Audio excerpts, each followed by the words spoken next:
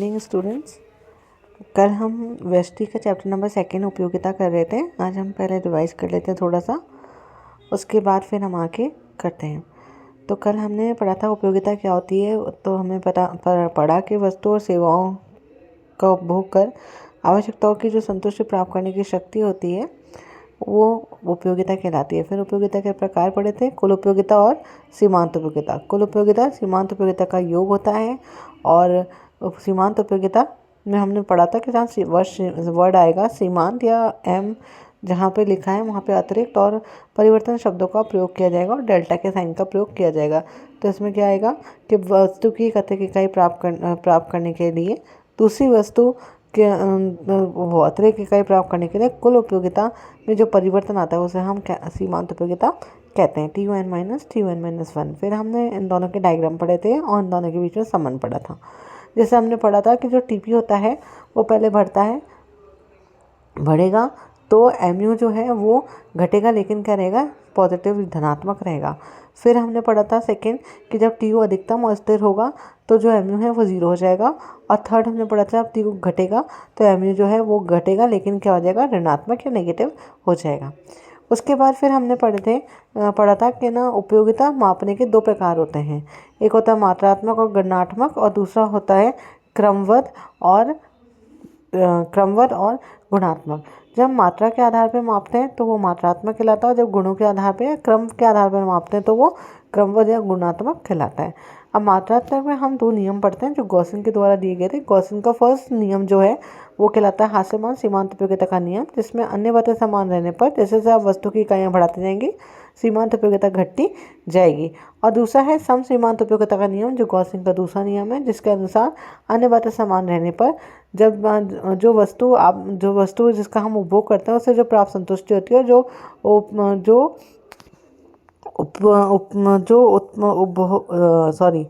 जो उपभोक्ता के द्वारा खर्च की गई आय से प्राप्त जो संतुष्टि होती है, सीमांत संतुष्टि, वो क्या होनी चाहिए, समान होनी चाहिए।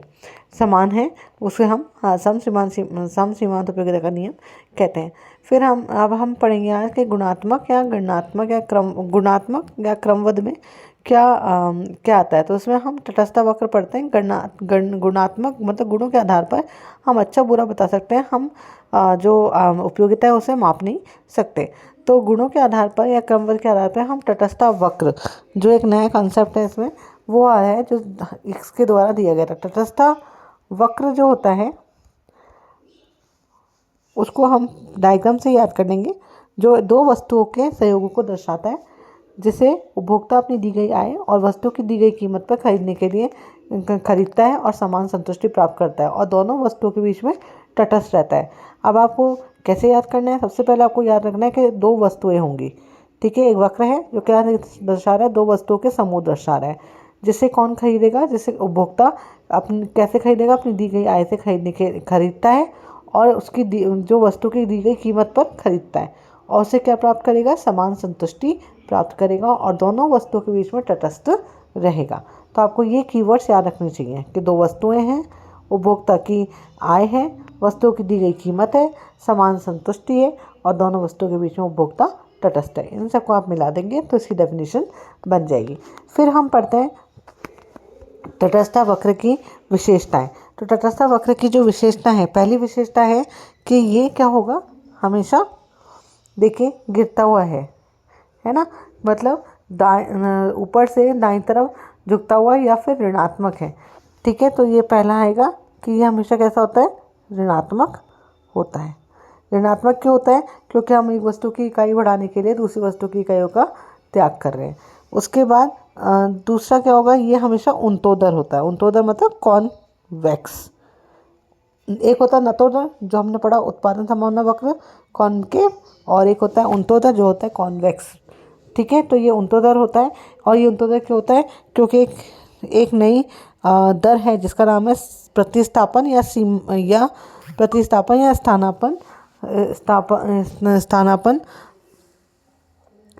स्थानापन्न दर, ठीक है। मार्जिनल सीमांत प्रतिस्थापन दर कहते हैं इसको।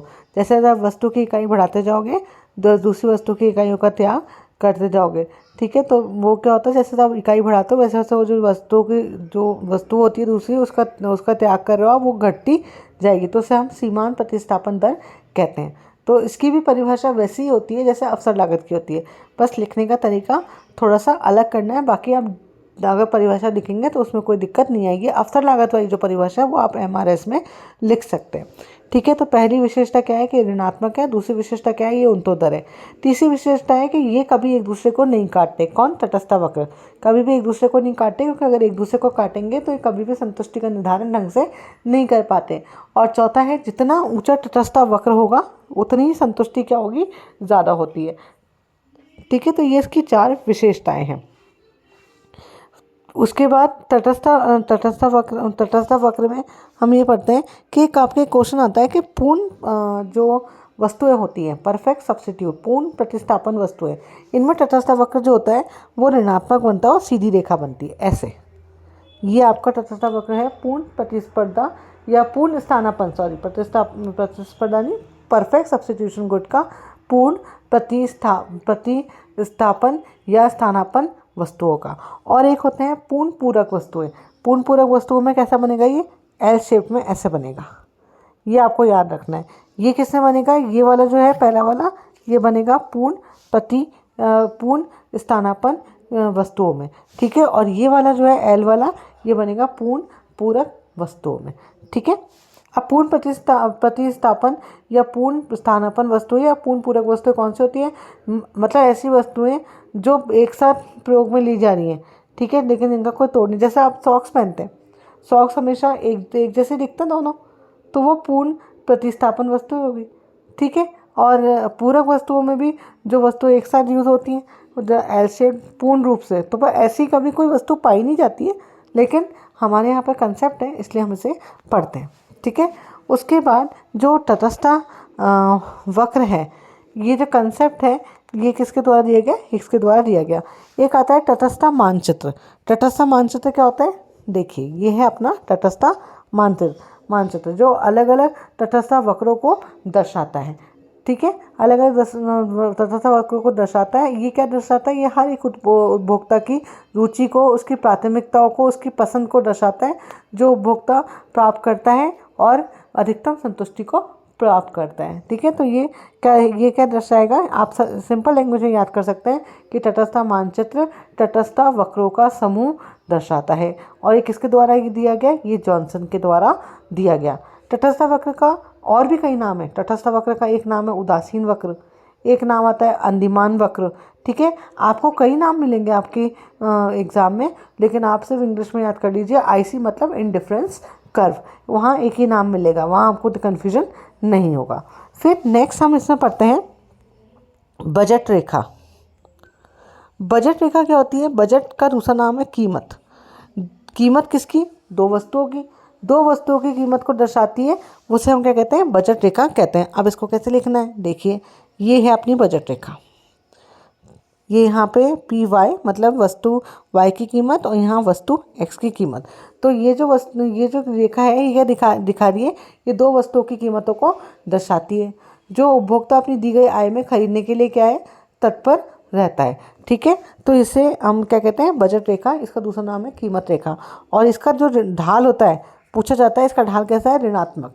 जितने भी वक्र हैं जो ऐसे नीचे जाते हुए हैं वो सब ऋणात्मक हैं, और जिनका ढाल ऊपर की तरफ जाता हुआ है वो सब धनात्मक है। तो ये वक्र कैसा है, ऋणात्मक ढाल है इसका। अब इसका फॉर्मूला क्या है, -PX/PY, ये इसका फॉर्मूला होता है। और इसका एक और फॉर्मूला होता है जब इसमें अलग अलग संयोगों को दर्शाता है, जैसे X × PX + Y × PY = M। ये ऐसा क्वेश्चन आपको याद आया होगा, हमने मॉडल पेपर, अभी लास्ट क्वेश्चन जो था मॉडल पेपर में सेक्शन D में, वो हमने किया था कि वस्तु X की कीमत दे रखी है, वस्तु X की मात्रा दे रखी है, वस्तु Y की कीमत दे रखी थी, वस्तु Y की मात्रा दे रखी थी। दोनों को इंटू करके हमें ये बताना था कि उस उपभोक्ता के पास कितने पैसे थे। तो उसके पास 100 रुपये थे, और हमने 100 रुपये, उसने 8 खरीदी थी। उसने क्या खरीदा, उसने क्या करा था, उसने 6 रुपये में 6 तो ली थी X वस्तु, और 8 रुपये में 8 ली थी Y वस्तु। अब हमें बताना था उसके पास कितने पैसे हैं। तो इसने 36 आ गया, 36, और ये कितना आ गया, 64। तो यहाँ कितना हो गया, 100। तो उसके पास 100 रुपये थे, उसने 100 के 100 रुपये खर्च कर दिए थे। तो ऐसे इसमें निकाल सकते हैं हम क्वेश्चन। तो ये भी किसके बारे में बता रहा है, ये भी किसका फॉर्मूला है, समीकरण है, ये बजट रेखा या कीमत रेखा का समीकरण है। उसके बाद नेक्स्ट क्या आता है अपनी आय रेखा। नहीं, सबसे पहले हम पढ़ेंगे बजट रेखा या कीमत रेखा में परिवर्तन। इसमें परिवर्तन होता है, ये आगे भी जाती है और पीछे भी जाती है। अब जैसे ही आपने बजट रेखा बनाई, अब ये बजट रेखा आगे की तरफ चली गई, पहले ए बी थी, अब ए सी हो गई। ठीक है, इसका मतलब क्या है कि ये हमेशा हम आगे जाते हैं तो बढ़ने पे जाते हैं। मैं यहाँ पे कीमत घट गई, कीमत घटने से क्या हुआ, मात्रा बढ़ गई, इसलिए कीमत रेखा आगे की तरफ विवर्तित हो गई। यहाँ पे क्या हुआ है, कीमतें घटी हैं। हमेशा याद रखना, बजट रेखा कीमत रेखा में उल्टा चलता है।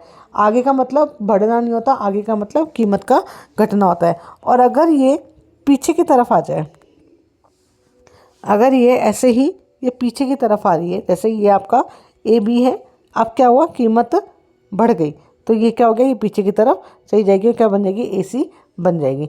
इसका मतलब कीमत के बढ़ने पर कीमत रेखा पीछे चली जाती है, और कीमत के घटने पर कीमत रेखा आगे की तरफ विवर्तित हो जाती है। अब नेक्स्ट आता है आय रेखा। अब इसकी परिभाषा वही है, देखिए आय रेखा, आय रेखा किसकी आय बता रही है, उपभोक्ता की आय बता रही है।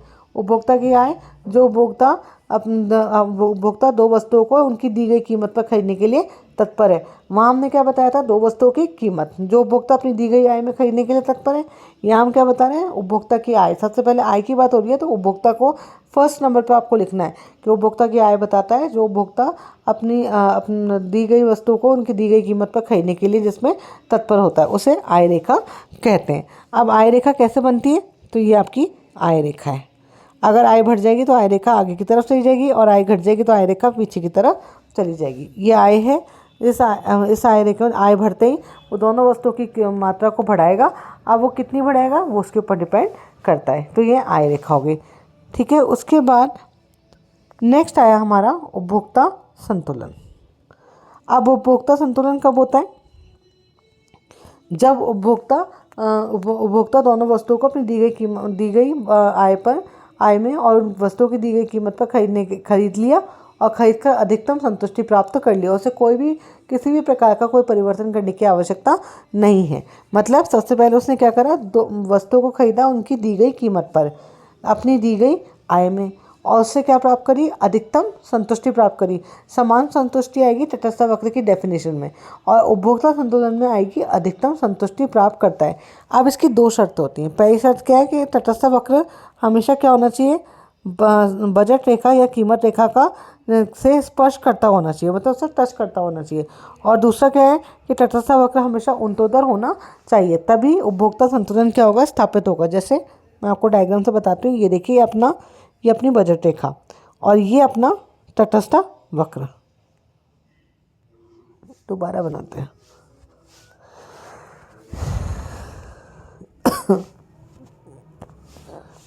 देखिए, ये अपना तटस्थ वक्र और ये अपनी बजट रेखा, ये इससे स्पष्ट करता होना चाहिए।